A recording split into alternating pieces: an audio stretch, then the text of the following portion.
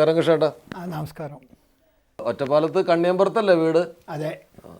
എന്നാണ് മദ്രാസിലേക്ക് പോയത്? മദ്രാസിയിലേക്ക് ഞാൻ മെഡ്രാസിലേക്ക് പോയത് 12 വയസ്സിൽ. മെഡ്രാസ് പോയി അവിടെ വലിയ അലഞ്ഞ് നടന്ന് വളരെയൊക്കെ കഷ്ടങ്ങളൊക്കെ അനുഭവിച്ച് അങ്ങനെ ഇരിക്കുമ്പോഴാണ് നവാബ് രാജമാണിക്യത്തിൻ്റെ കമ്പനി ചേർന്നത്. നവാബ് രാജമാണിക്യത്തിൻ്റെ കമ്പനി ചേർന്നിട്ട് അവരുടെ കൂടെ ഞാൻ എം.എൻ. നമ്പ്യാർ ഞങ്ങളൊക്കെ ഒരുമിച്ച് ഇരുന്നിരുന്നതാണ്. പിന്നീട് അവിടുന്ന് വിടേണ്ടതായിട്ട് വിട്ടു. സേലം മാഡൻ തിയേറ്റേഴ്സ് 39 റിലീസായപ്പോൾ അവിടെ പോയി മാസം ചെലവ് കഴിച്ച 50 റുപ്യ ശമ്പളത്തിന് 3 കൊല്ലം അവിടെ ഇരുന്നു. 42 SS വാസൻ്റെ ജമിനി സ്റ്റുഡിയോയിൽ ചന്ദ്രലേഖ എന്നൊരു പടം തുടങ്ങാൻ പോകണമെന്ന് പബ്ലിസിറ്റി കിട്ടി.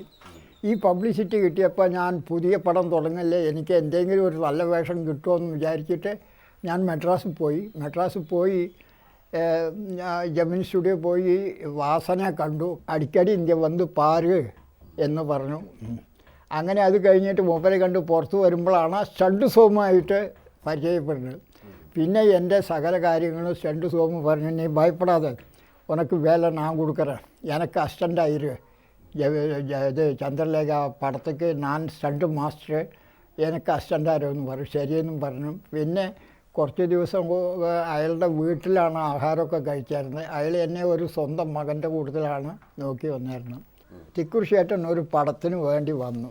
അപ്പോൾ NT രാമറാവു ആദ്യമായിട്ട് ഹീറോവായിട്ട് പഠിക്കുന്ന ഒരു തെലുങ്ക് പടത്തിൽ ഞാനൊരു വേഷം ചെയ്യാം.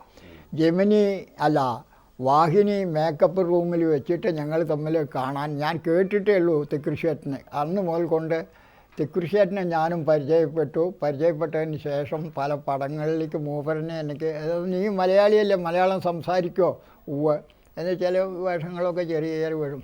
പിന്നെ സേലം മാഡൻ തിയേറ്റേഴ്സിൽ രത്ന സ്റ്റുഡിയോ വന്നിട്ട് സമ്പൂർണ്ണ രാമായണം എടുക്കണു എന്ന് പറഞ്ഞിട്ട് M.A. വേണു,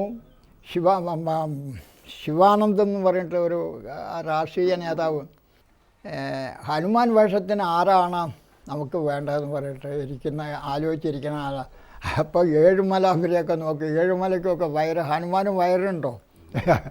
അപ്പോൾ എന്നോട് ആരോ പറഞ്ഞു, ഇതേമാതിരി ഒരു സ്റ്റുഡിയോക്കാർ വന്നിട്ടുണ്ട്, ആ ഹോട്ടലിൽ അവർ താമസിക്കുന്നുണ്ട്, അവരിങ്ങനെ ഹനുമാൻ വേഷത്തിന് ആളെ അന്വേഷിച്ചിരിക്കുന്നുണ്ടോ എന്ന് പറഞ്ഞു. അപ്പോൾ M.A. വേണുവിനെ എനിക്കറിയും, ഞാൻ സേലം മാഡൻ തിയേറ്റേഴ്സിലിരുന്നല്ലേ. അപ്പോൾ ഞാൻ എന്ത് ചെയ്തു, ശരി എന്തായാലും വന്നത് വരട്ടെ എന്നും പറഞ്ഞിട്ട്, അപ്പോൾ ഞാൻ സൈക്കിളിലാണ് എൻ്റെ പോക്ക് വരുന്നത്. ചെന്ന സമയത്ത് എന്നെ കണ്ടപ്പോൾ ശിവജ്ഞാനഗ്രാമണി പറഞ്ഞു, ഹനുമാൻ വന്താച്ചെന്ന് പറഞ്ഞു. ഞാൻ ചെയ്ത് അങ്ങോട്ടും ഇങ്ങോട്ടും നോക്കുക, എന്താ ഹനുമാൻ വന്താച്ചെന്ന് എനിക്കിത് മനസ്സിലായില്ലേ. മദ്രാസിൽ ഷൂട്ടിങ് പിന്നീടാണ് വന്നത്. അത് ആദ്യം തുടക്കമൊക്കെ സേലത്ത് തന്നെ. പിന്നെ ഈ രാവണൻ ദർബാർ, പിന്നെ ഇങ്ങനെയുള്ള കാര്യങ്ങളൊക്കെ സേലത്ത് തന്നെ എടുത്തത്. പിന്നെ ഔട്ട്ഡോർ ഷൂട്ടിങ് ചിലതുണ്ടായിരുന്നു, അതിനാണ് മെഡ്രാസിൽ വന്നത്. ഹനുമാൻ ലങ്കയ്ക്ക് ചാടുന്നു, അതൊക്കെ ചാടി വലയിൽ പെട്ട് ഡ്രസ്സൊക്കെ പോയി, അങ്ങനെയൊക്കെ വലിയ ഇതായി. അതൊക്കെ കഴിഞ്ഞു. പിന്നെ വളരെ സമാധാനമായിട്ട് പടം കഴിഞ്ഞ് എനിക്ക് എല്ലാം കൂടി. ശ്രീരാമൻ വന്നിട്ട് NT രാമറാവു, ശിവരാമൻ ശ്രീരാമൻ. പിന്നെ നരസിംഹഭാരതി എന്ന് പറഞ്ഞൊരാളുണ്ടായിരുന്നു, ആ നരസിംഹഭാരതി ലക്ഷ്മണൻ. പിന്നെ സീത വന്ന് പത്മിനി.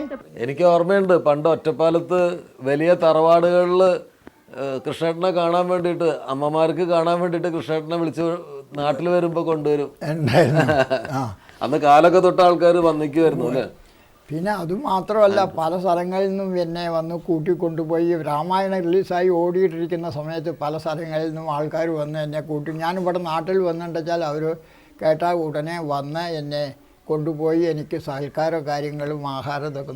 ഹനുമാന് ശേഷം പിന്നെ വേറെ ഏതെങ്കിലും പ്രധാനപ്പെട്ട അതുപോലെ റോളുകൾ കിട്ടി? ആ റോളുണ്ട്, ലവകുശ. അതെ, അതിലും ഹനുമാൻ തന്നെ. കുഞ്ചാക്കോ മുതലാളിക്ക് ഞാനെച്ചാൽ ജീവന. ഏത് പടം ഉണ്ടെങ്കിലും ശരി, എനിക്കൊരു വേഷമുണ്ട്. അതിൽ പൊന്നാവരം കോട്ട എന്ന് പറഞ്ഞിട്ടുള്ളതായ ഒരു പടത്തിൽ ഒരു വേഷം, അതിൽ ഞാനൊരു കോട്ട കാവൽക്കാരനാണ്. നസീറും ബാസിയും രണ്ടാളും കൂടി വരുന്ന സമയത്ത് കയറി വരുമ്പോൾ അതിൽ വെച്ചിട്ട് എനിക്ക് നസീറിന് ഒരു ഫൈറ്റ് ഉണ്ട്. എന്താ മാഷെ വിളിക്കണോ? എന്തിനാ ഈ ഫൈറ്റ്? ഞാൻ അപ്പോൾ നസീർ സാർ പറഞ്ഞു, കൃഷ്ണേട്ടനെ അറിയാത്ത മാസ്റ്ററോ കൃഷ്ണേട്ടനെ അറിയാത്ത ഫൈറ്റോ എന്താ ഉള്ള പടത്തിലേക്ക്, അതുകൊണ്ട് മാഷൊന്നും വേണ്ട, കൃഷ്ണേട്ടൻ ഞങ്ങൾ സെറ്റപ്പ് ചെയ്തോളാം. രാവിലെ ഒരു 9 മണി 10 മണിക്ക് സെറ്റപ്പ് ചെയ്ത് തുടങ്ങി 1 മണിയാകുമ്പോഴേക്ക് ഫൈറ്റ് കിട്ടും.